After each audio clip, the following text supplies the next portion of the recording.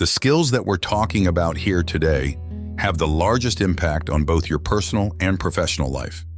They stick with you for your entire life and will continuously improve the quality of your existence. Most of them are a bit difficult to master, but if you do, the rewards are endless. Welcome to Life NV Chanel, the place where future billionaires come to get inspired. Now, the first skill sitting at number 1 is learning how to learn. This is the holy grail of skills.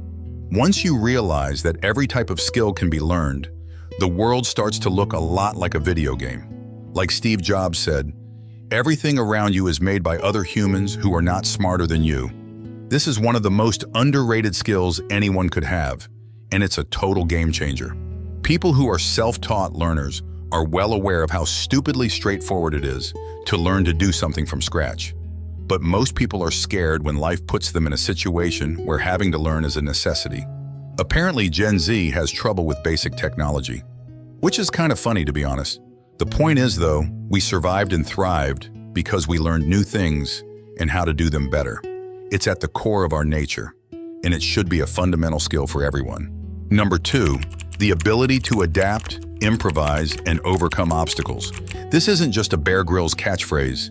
It's actually what allows you to keep moving forward and survive the hard times you're going to face on your journey. Only the ignorant are under the impression they have their life all figured out, and it's going to be all straight roads from now on. Yeah, okay. In the words of Mike Tyson, everyone has a plan until they get punched in the mouth. Life is not fair. It's complex, and your dedication to keep moving on is what allows you to win. Hard times are far ahead. People will betray your trust. Things will not always work out in your favor, and you'll be put down to the ground if you haven't already been. Change your attitude, okay? Seek alternative routes, get creative, and overcome what life throws at you. If things are getting harder, it means you're leveling up in the game of life. Number 3, the ability to sell and negotiate. Everything you do is a sale or a negotiation process. If you want a girlfriend or boyfriend, you need to sell them on the idea of you being the right person for them. If you want a job, you need to be able to sell your skill set over that of other potential hires. Even to yourself, you have to sell the idea that you can be and do better than you're doing today. Selling is not a synonym for lying or anything. Selling is a rational process in which you break down why your solution will add value to the other party. Selling is pursuing others to join you toward creating a better outcome for you both. This feeds right into the ability to verbalize what we mentioned earlier. Life is a constant negotiation with others, with yourself, and even with time itself. It's a negotiation between effort and satisfaction under the umbrella of time.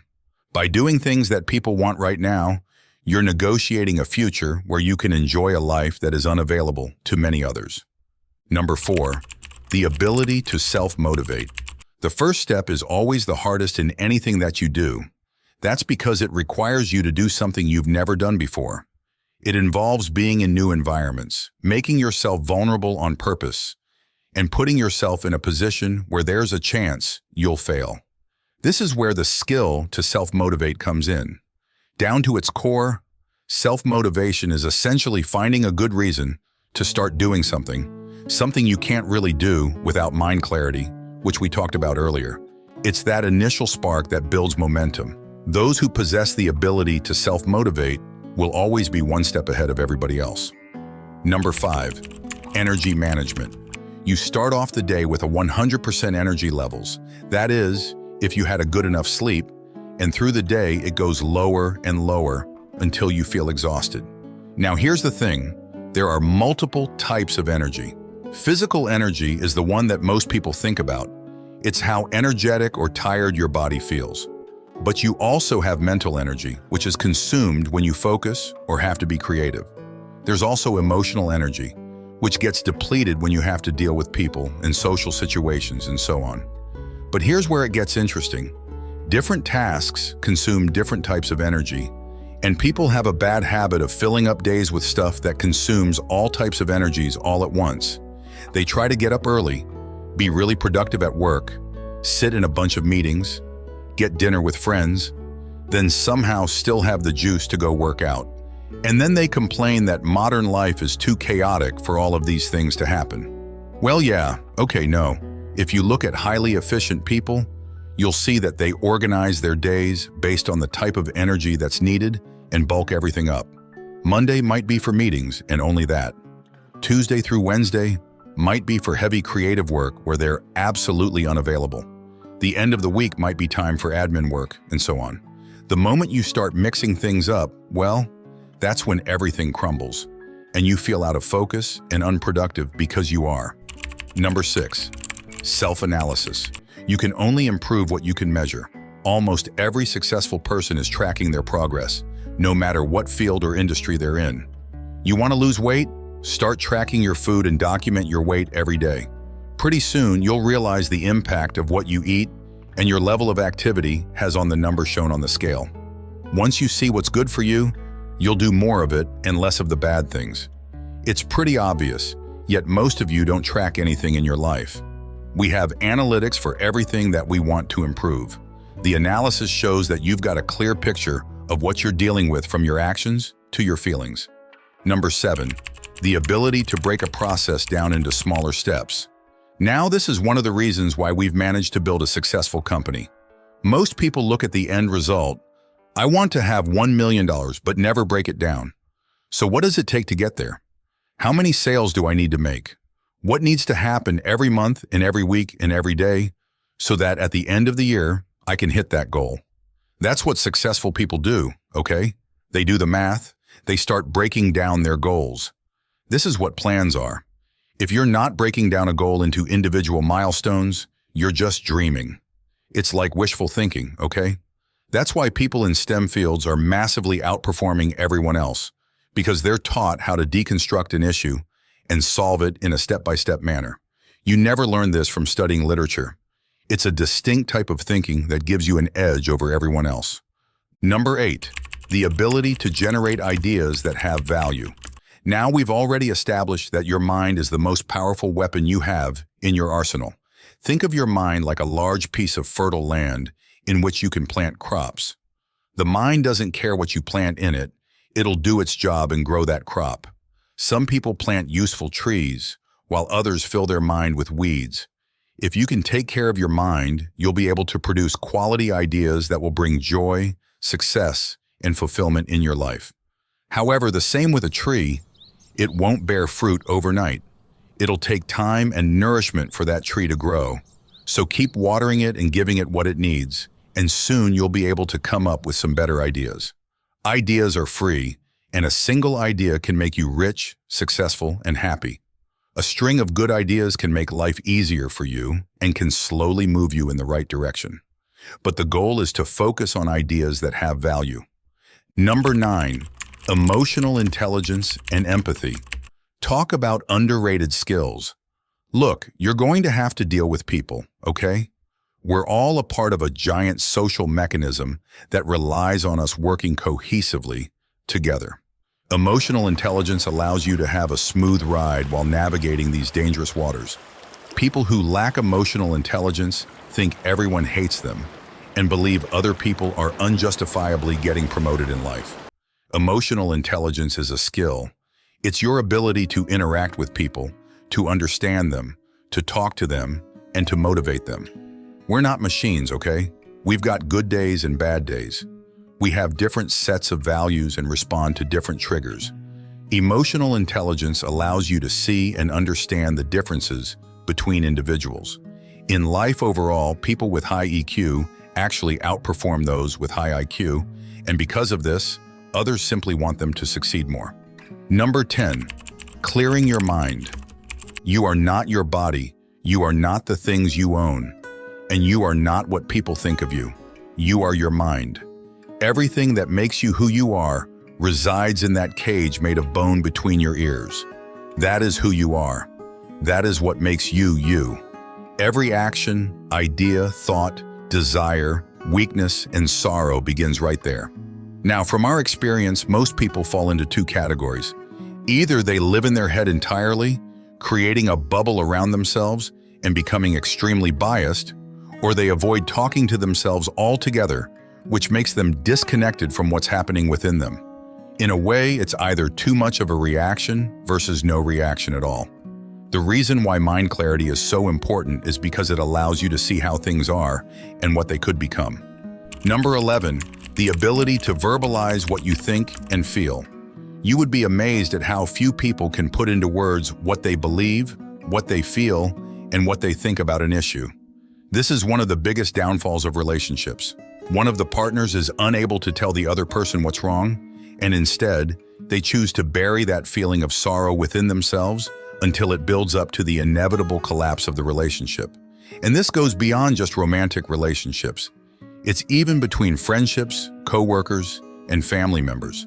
People are so often scared to speak up when they feel in a different way, and that's how you end up living a mediocre life, because the path is no longer dictated by what would be sustainable for the long run. And instead, it's written by unsatisfactory compromises. If you're not 100% honest and involved in the process, it'll be easy to let it go in the hopes that something better will come along. But none of those parties win, and you're all just wasting time. Number 12, knowing how to shut up, listen, and learn from the person you're talking to. How many people do you know who just never know when to shut up? If you're the one doing the talking, you are not growing, because you're the one putting out what you already know. The only way for you to improve is to actively listen, and we mean really listening to someone else because it's different from just hearing them. It involves paying attention, creating a mental blueprint of the information, which you can access if you need to. Always assume the person you're talking to knows something that you don't. Don't get blindsided by arrogance, okay? It's more important to grow than give the impression that you already know everything. That right there is what differentiates the real from the pretenders. Number 13, building and maintaining discipline. People don't take the first step because they lack motivation, and those who do manage to make that first step, well, they eventually quit because they lack discipline. You see, after you make that first step, the rest is pretty much smooth sailing until you face your first hurdle.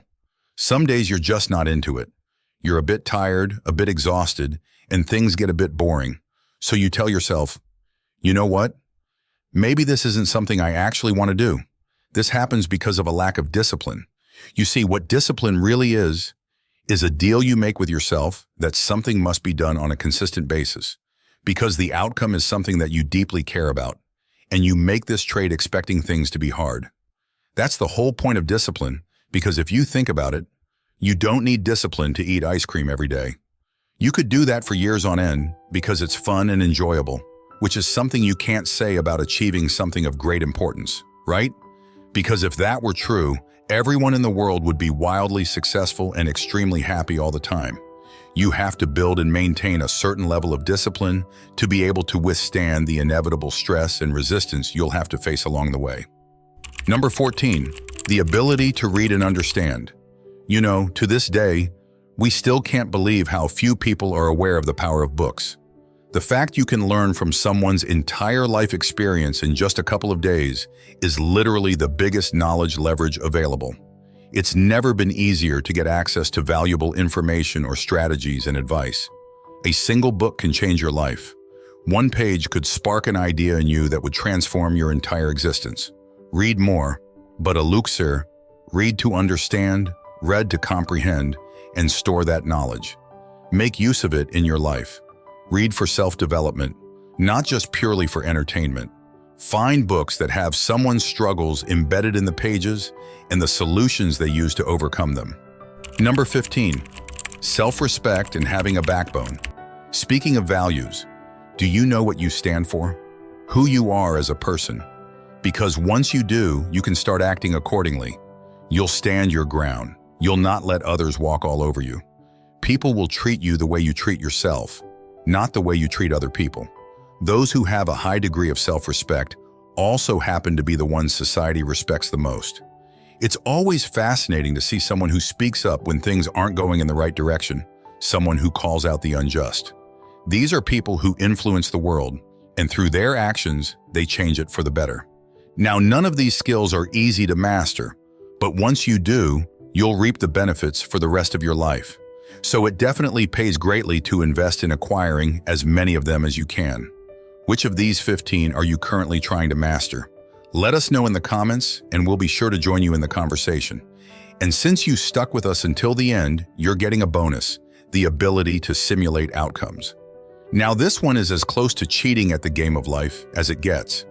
It's like a superpower in which you can look into the future and decide which version of it you want to live. Every day you sit at the crossroads of life. You could change, pick between options, and adjust your course if need be. That's where the skill comes into play. So let's say you're undecided between becoming a doctor or an engineer. For the sake of argument, all you have to do is to simulate what your life would be like if you pursue each of these paths and see which outcome you would rather live, then commit to it. The more detail you can simulate in your mind, the more accurate a prediction you could make, resulting in a better decision for yourself. What would your life be like if you continued to date this person? Will you be happy, or are you just scared of being alone? Simulate circumstances for both the near and long-term future. The more things you simulate, the better you are at predicting what will happen. Like after simulating all of the possible arguments you could have with someone, you'll be able to pick the one that gets you the best result with the minimum amount of downside. Too many of you jump right into the fight without analyzing the situation first, and then complain that the outcome isn't what you wanted. That's why people relive moments of their lives in their heads thinking, if only I did it this way instead. Well, you can, but you have to simulate that situation beforehand so you don't end up living with that regret. If you think you could use this skill in your life, please write the word simulate in the comments. We'll see you back here next time. Until then, take care.